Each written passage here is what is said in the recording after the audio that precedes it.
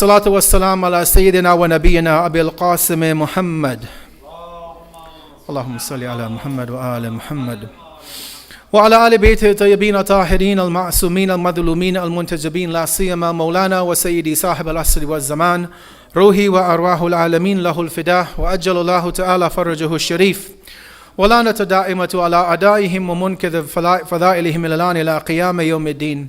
أما بعد رب اشرح لي صدري ويسر لي أمري واحلل عقدة من لساني يفقهوا قولي. For the hastening of the return of our 12th Imam, Imam al-Hujjah, one salawat upon Muhammad wa ali Muhammad. Allahumma salli ala Muhammad wa ali Muhammad. I think Ramadan has gotten to most of us. The fatigue of fasting for 30 days was a bit too much to bear for many people, it seems like. In any case, may Allah reward you for coming out this evening. I'll keep it very brief for tonight. I wanted to look at a topic which, as we mentioned on the screen tonight, is the psychology of worship. To try and better understand, and it's actually a very vast topic. There are actually hadith in Usul al-Kafi in volume 2 that talk about, and probably in other books of hadith as well in other chapters, that look at the human being, the human intellect, and our relationship to acts of worship, the psychology of why we worship, of what triggers us to worship Allah, what are the factors that would either induce us to want to worship Allah, or the psychological factors that sometimes prevent us from recognizing and submitting and worshiping Allah. Again, it is a large, vast topic. I just want to look at it from one aspect this evening. But when we look at ourselves as individuals, we've just come out of 3 actual months of ibadat, of worship. We began with the month of Rajab. We know that continued with the month of Sha'ban, and it culminated with the blessed month of Ramadan, which we just concluded 4 days ago. And, in those 3 months, Allah basically gave us this opportunity to start building up at a psychological level and also at a physical level, to start to build up ourselves to get into a mode of worshiping. So, when we looked at the month of Rajab, when we're in that month, there were many days where it was mustahab to fast. So it was a precursor, it was a build-up to be able to get to month of Ramadan.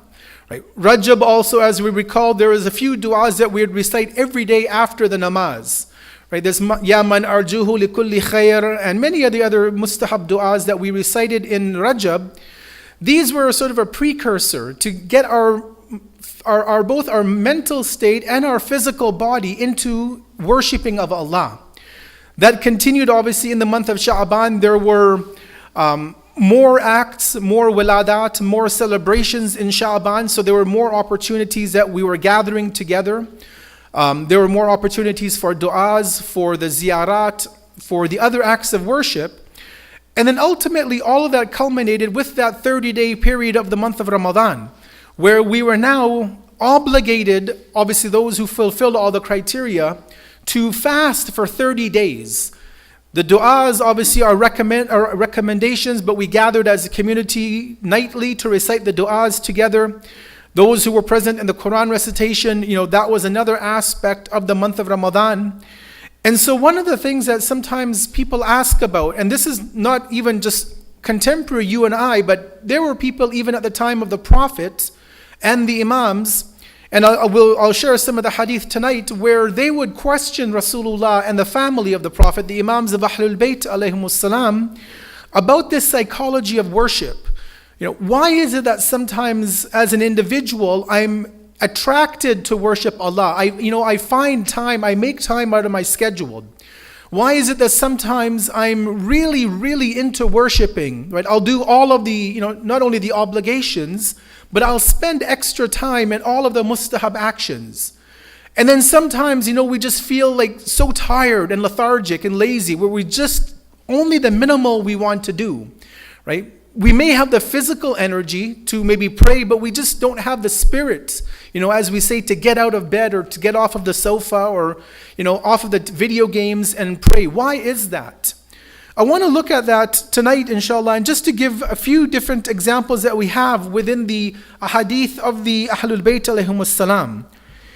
But before that, when you look at our life, and especially when we live in the northern hemisphere where we have 4 seasons, spring, summer, fall, and winter, we realize at one level that these seasons are very much like we are as human beings, right? If you look at the winter season, let's say from December, January, February, if you take those as the times of winter, it's pretty much a dormant. There's nothing much, and obviously it depends where you live in the world. For us, because we have these distinct climates and seasons, we know that in the winter, there's not much happening outside, right? There's not much activity, obviously if you're into sports, that's one issue, but there's no plants that are growing, flowers aren't blooming, trees aren't blossoming.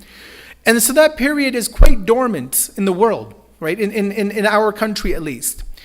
But once spring comes about, we know that all of that changes, right? The flowers begin to bloom. The trees begin to grow green.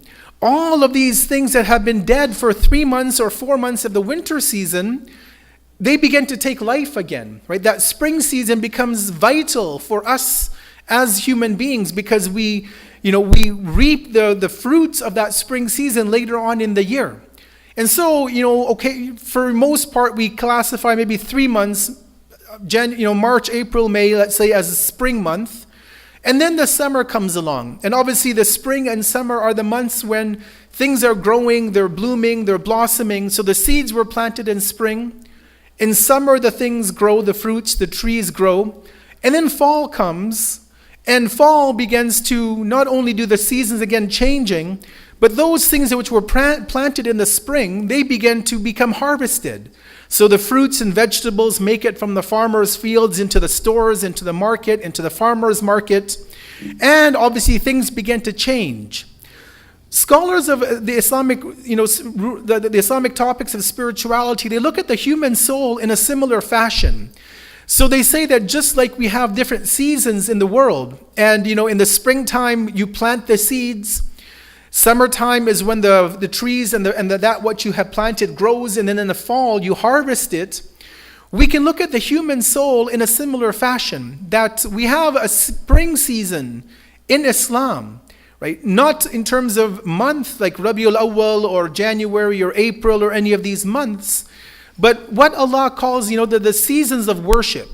And so even when you look at it in the point of view of the du'as that we recite, if you look at, for example, Mafatihul Janan that Shaykh Abbas al-Qummi compiled, one of the most famous books of du'as that we have today, he actually began the book of du'as not with Muharram, which is the first lunar month. He actually began it with Rajab.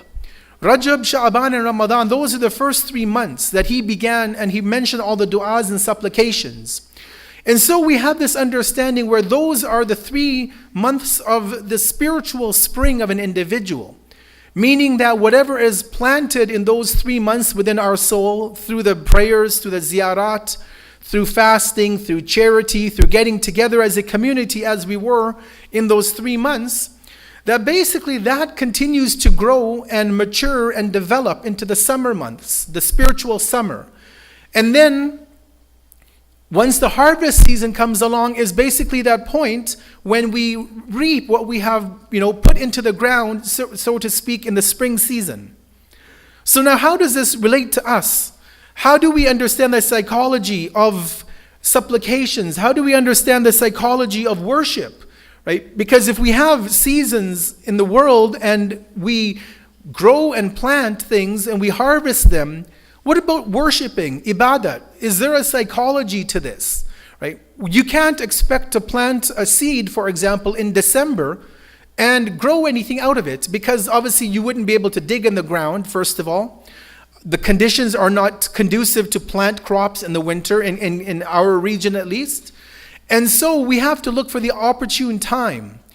And this is where the challenge comes about, and this is why we're looking at this topic of the psychology of worship, is that sometimes we feel that our heart is not into the act of worship. Right? We've prayed, we've fasted, maybe in Ramadan, because it's out of habit, or because we don't want to pay the kafara, the penalty of not fasting. But sometimes when it comes to, so obviously the wajibat are separate, but the recommended actions, right? Recitation of Quran, recitation of the du'as during the week, All of these other recommended actions that we have, sometimes we really don't feel like doing them, right? We're not in a mood for it. This is actually, there's a hadith which I want to share with us from Amir al-Mu'mineen, Imam Ali alayhi salam. Allahumma salli ala Muhammad wa ala Muhammad. In which Imam Ali actually speaks about this phenomenon.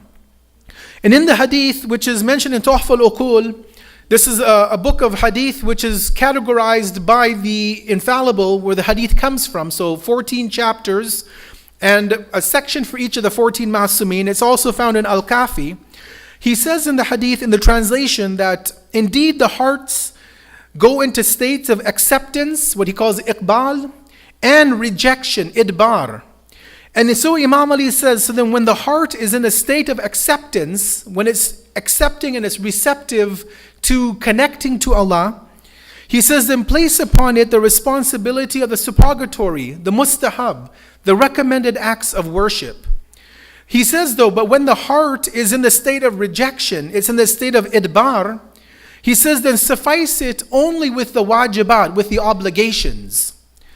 So Imam Ali alayhi salam is showing us here in the psychology of worship that we as a human being, we're not always going to be riding a wave of high spirituality. We're not always going to be wanting to recite, let's say, Dua Kumail every Thursday night, right? There may be a day where we'll just not want to recite it.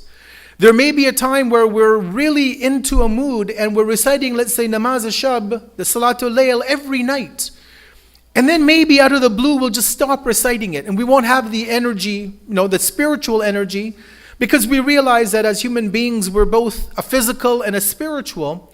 We may be physically fit and able to stand for the prayers or the du'as, but spiritually, we just don't have it in us. It's not, our heart isn't in tune to recite a specific dua or to do any other mustahab action. So Imam Ali alayhi salam in this hadith, he points to this reality that our hearts will go through this stage. It'll go through this movement. Sometimes we'll want to do not only the wajibat, but we want to go above and beyond, right? Just like in Ramadan. Maybe as a community, maybe as individuals, we don't have a habit of reading Quran every day. Maybe sometimes at home, maybe a week will go by, I only read a few verses. But in the month of Ramadan, even those community members who don't have a habit of reciting, we still push ourselves, right? And we have maybe spiritual pleasure from coming to recite the Quran. Right? We don't recite many of the du'as. I mean, if you look at Mafatihul Janan again, there are du'as not only for special occasions, for waladats, for shahadats. There are du'as for every day of the week. So Monday there's a special du'a, there's a special ziyarat. Tuesday there's a special du'a and a ziyarat. But there are actually even du'as for every hour of the day. So 12 o'clock comes around, there's a special du'a. 1 o'clock there's a special du'a. 2 o'clock there's a special du'a. But maybe we don't have that, that vitality, that spiritual strength to recite all of this. Imam Ali, as he says in this hadith, that when your heart is in a state of acceptance, it's in that state of iqbal, he says, go towards the recommended actions. Don't overdo yourself, but do more than what you would maybe normally be doing, right? Push yourself in a good way to engage in mustahab fasting, right? Push yourself to recite Namaz al-Shab. And one of the people was asking me just actually in the month of Ramadan, what is the best time to recite Namaz al-Shab? And obviously, as a side note, I'll just mention that it's best to recite it as close to Fajr as possible. That's the general consensus. But Ayatollah Sistani was asked a question that, if I can't wake up, I'm not going to be able to wake up close to Fajr. I can barely, let's say, wake up for Fajr on time. What can I do? So he actually mentions that you can actually pray it immediately after Namaz al-Isha. So Namaz Isha, for example, today Maghrib is 10:35, let's say. By the time you finish everything, it's 11 o'clock. If you know you're not going to be able to wake up at 3 a.m. or 2:30 or 2:45 to make Namaz al-Shab, he says you can pray it immediately after Isha. So there is flexibility in the religion, obviously. And as seasons change, it'll become more and more different. In the winter times when our Fajr is 7:30, 8 o'clock, let's say, or at that time, then obviously it's maybe easier to wake up for Namaz al-Shab. But the point here being, as Imam Ali says, is that when you're in that state of acceptance, try to perform the recommended actions, right? Wajibat obviously are always there. We always should be realizing that our wajibat should be done on time. Praying, the 5 daily prayers should be done in their appropriate times. All of those actions should be there. And then he says, but when the heart is in a state of rejection, when you're not in a mood to recite, when you're just spiritually, fatigued, he says, then only suffice with the obligations, with the wajibat. So if you cannot even, stand for the nafilah, at least for the 5 daily prayers, the 17 wajib, just do the minimal. Ramadan, again, fasting, the 30 days we are obligated to fast, barring, any kind of sickness or any other difficulties. If you can't fast any other recommended fasts, at least do the minimal, the obligations. And that really goes for all of our acts of worship. There's even a very interesting hadith from one of the Masumin where they tell us the same thing about recitation of Quran. And the hadith says that recite the Quran in such a way that your heart feels the recitation, where you actually are able to change your outlook, where you're able to be receptive of what Allah is saying.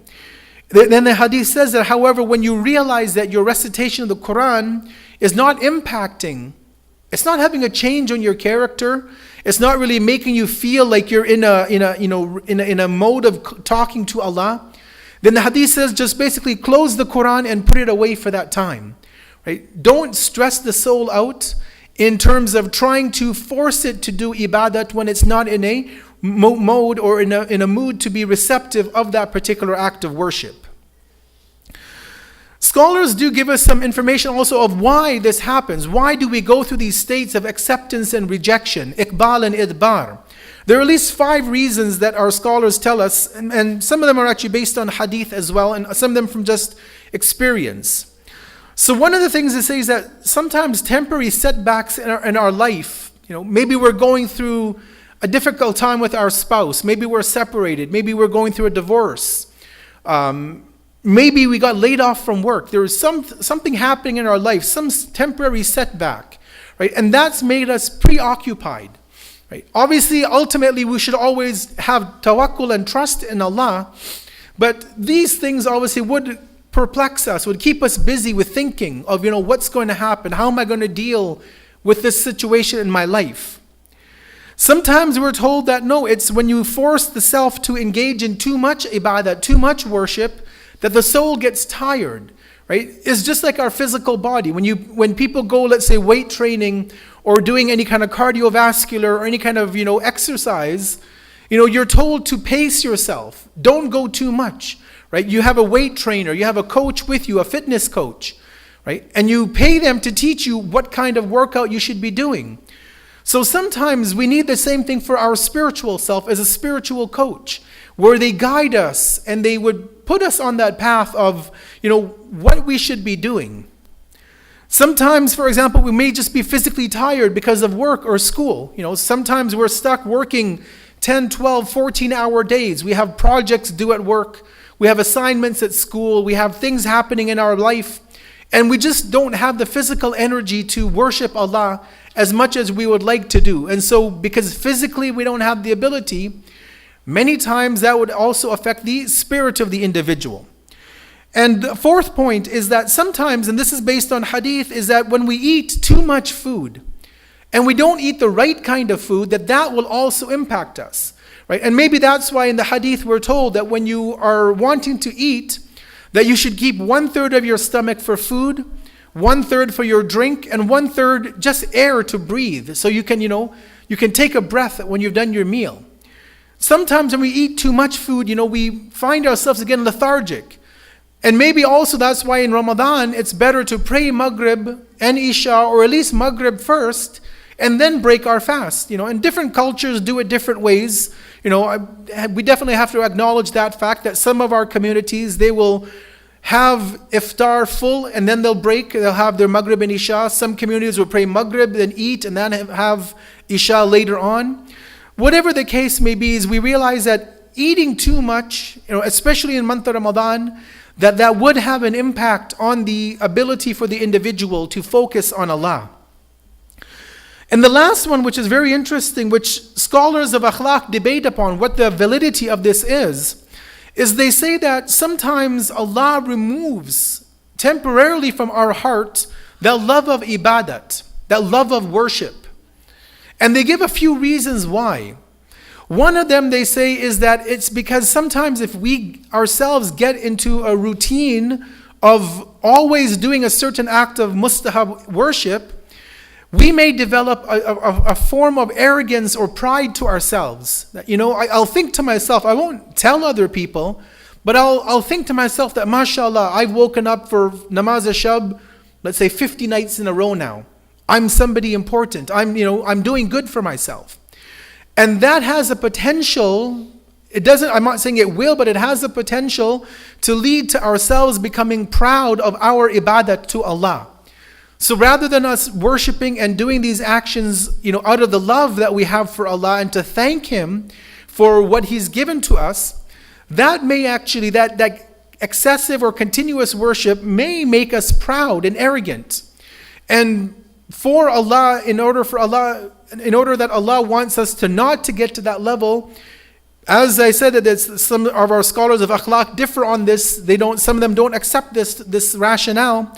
But they do say that those who accept it, that Allah removes that love temporarily so that we're just doing the wajibat, so that we realize, we're humans and we might not be able to keep up with a very strict regiment of worship. So it is a very strong possibility that Allah might do that just to keep us humble and down to earth, and that we don't think of ourselves to be, overly, proud in our worship that we do of Allah. Sallu ala Muhammad wa ali Muhammad.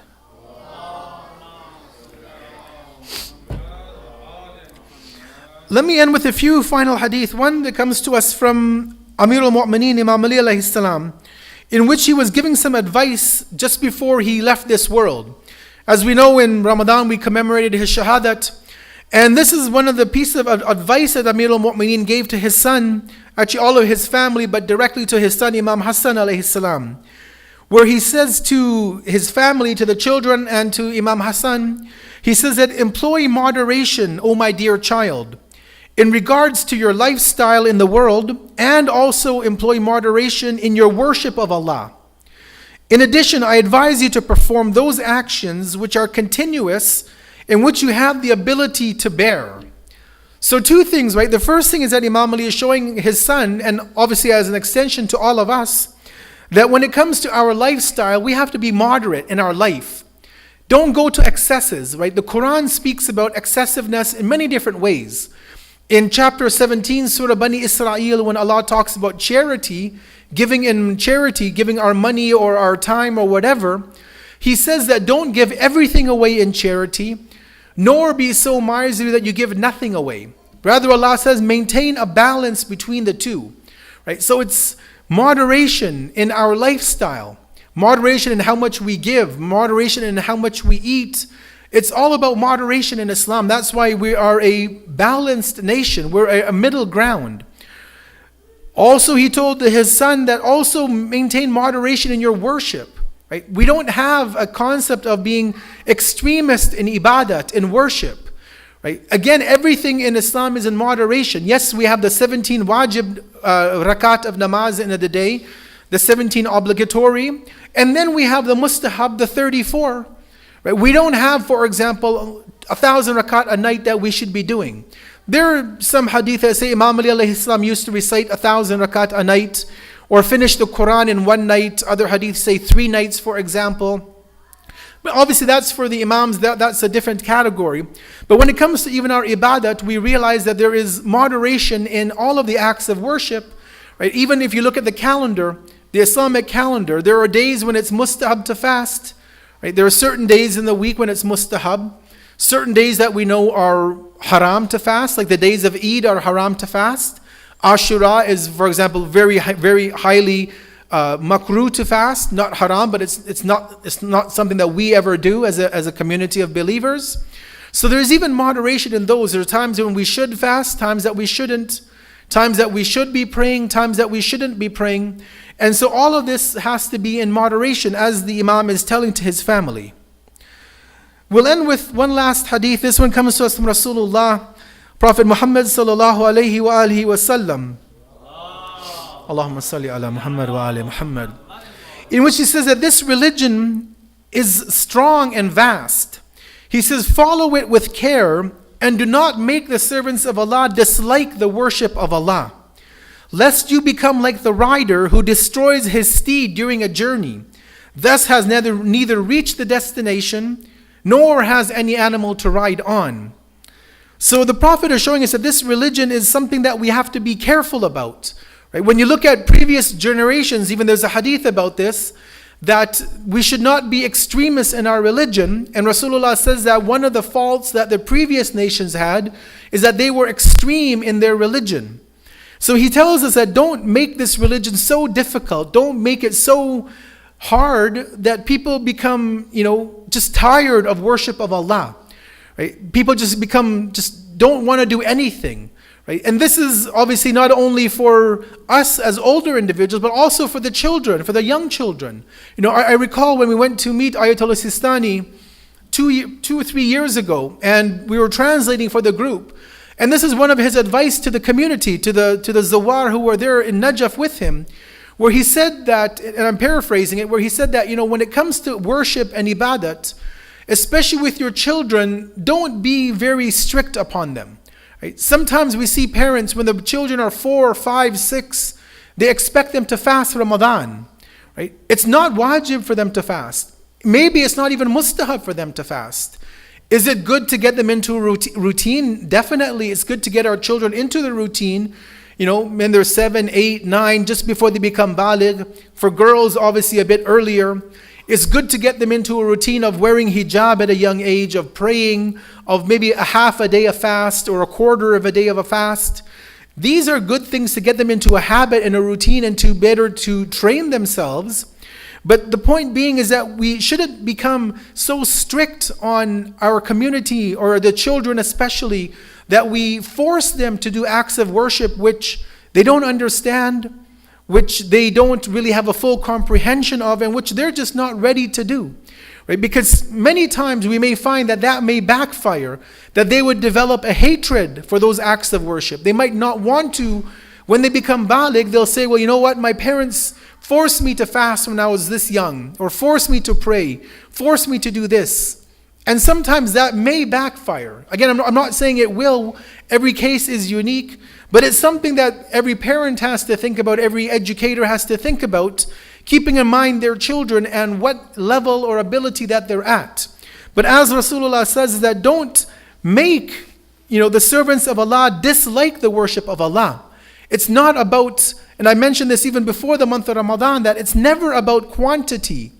Islam never asked us to, measure our ibadat in terms of how much we've done. Right? It's never about how much prayers, how much money I gave in charity, how much I've done. It's about the quality of the worship. With that said, obviously we try to engage in more quantity because we don't know which of our actions will be accepted by Allah. And so that's why even I encourage people many times that if there is a project happening in the community, if there's something where you can donate some money to, rather than giving all of your money to one cause, spread your money out amongst 3 or 4 projects, because we don't know where our intention is sincere. Right? We don't know where our niyat is clean.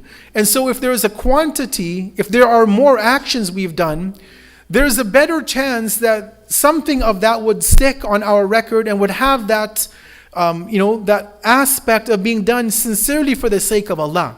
So again, it's not about the quantity of our worship. It always needs to be about the quality.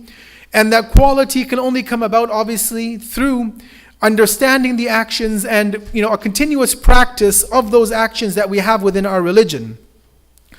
We close and we remind ourselves that this spiritual connection that we have to Allah, just like our phones and our 4G and our Wi-Fi signals, just as it always fluctuates, we go through a tunnel, we lose cell phone connectivity, we're in the basement at home, maybe we lose our Wi-Fi. This may happen to us. We may lose our connection to Allah. The signal might get weak sometimes, right? And those 5 factors I mentioned, we have to keep those into account, that we may sometimes lose connection or become very weak in our connection to Allah. But as long as we know that that source is there, we know the ways to get back to Allah, we know the way to rechannel ourselves, to reconnect to Allah. That's really ultimately where it all is, right? Because we're not expected to be like mechanized robots that we worship 24 hours a day. We may slip, as Imam Ali said in the hadith, that our heart goes through acceptance and rejection. And as I close, we'll just remind ourselves that when our heart is in a state of acceptance, then we try to do more than we can. We try to engage in more ibadat. And when we find that our heart is in a state of rejection, then we should just satisfy ourselves with the minimal, do just the wajibat. Make sure we never leave the obligations that Allah has asked us to perform. Stick with those, and we try our best to make ourselves more ready and equipped to do the other actions that we may have missed out.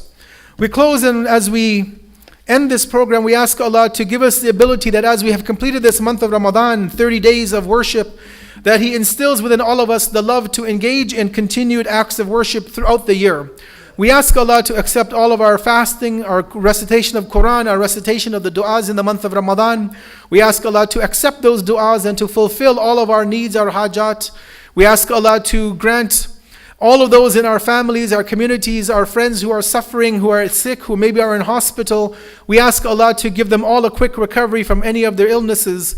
We ask Allah to help in alleviation of the injustice happening around the world, that especially those lovers of Ali Muhammad who are suffering wherever they may be in the world, that Allah brings a steady, a quick and a decisive victory for all of those who are suffering under the yoke of oppression. And we ask Allah, last but not least, to hasten in the return of our 12th Imam, Imam al-Hujjah, and that we can increase in our awareness and our understanding and our practice of Islam to be worthy of being amongst His helpers and assistants. ربنا تقبل منا إنك أنت السميع العليم. صلوا على محمد وآله